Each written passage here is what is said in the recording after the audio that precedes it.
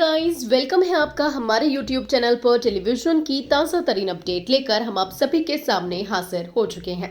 Colors TV पर telecast होने वाले मोस्ट पॉपुलर शो, जी हाँ, हम यहाँ पर बात कर रहे हैं उडारियां की, जिसमें आप देखने वाले हैं कि तेजांग की सच्चाई जानने के बाद भी जैस्मीन चू करती हुई नजर नहीं आने वाली है। जैसा कि हमने आपको अपने पिछले वीडियो में भी इस बात की जानकारी दी ही थी कि जैस्मीन किसी को कुछ भी नहीं बताएगी और ऐसा ही होने वाला है। दरअसल जैस्मीन गुस्से में जाने तो वाली है परिवार वालों के पास, जहां पर वो डिशेस चेक कर रहे होंगे कि सगाई में कौन कौन सा खाना रखवाना है, और यहीं पर वो जाकर रुक जाएगी। और जैस्मीन को ये रियलाइज होगा कि कोई उसकी बात नहीं मानेगा, क्योंकि उसके पास कोई भी प्रूफ नहीं है और वो इतनी बड़ी बात को ऐसे ही नहीं जाने दे सकती। वहीं वो जाने वाली है फतेह के पास, लेकिन जो फतेह है वो तेजो और जैस्मीन की मम्मी से बात कर रहा होता है। जी हाँ, वो उन्हें मना रहा होता है, समझा रहा होता है, और इतने में ही जैस्मीन की एंट्री होती है। और जो जैस्मीन है वो फतेह को वहां से ले जाने के लिए बोलती है और कहती है कि उसे बहुत ज्यादा जरूरी बात करनी है। लेकिन जो फतेह है वो जैस्मीन को रोकता है और कहता है कि तुम्हारी हमेशा जरूरी बात नहीं होती, किसी और की भी हो सकती है। और यहीं पर जो तेजो और जैस्मीन की माँ है वो फतेह को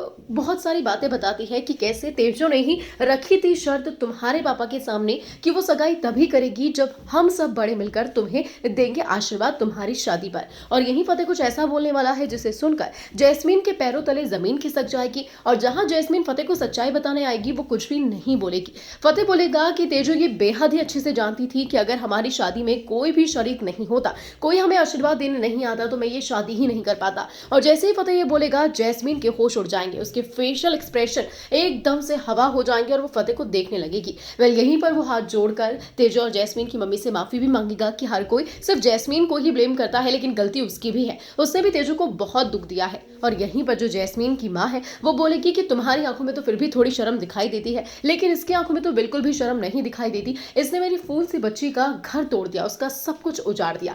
जो फतेह है वो ये बोलेगा कि मैं हमेशा शुक्रगुजार रहूंगा तेजो का, क्योंकि वो सगाई कर रही है।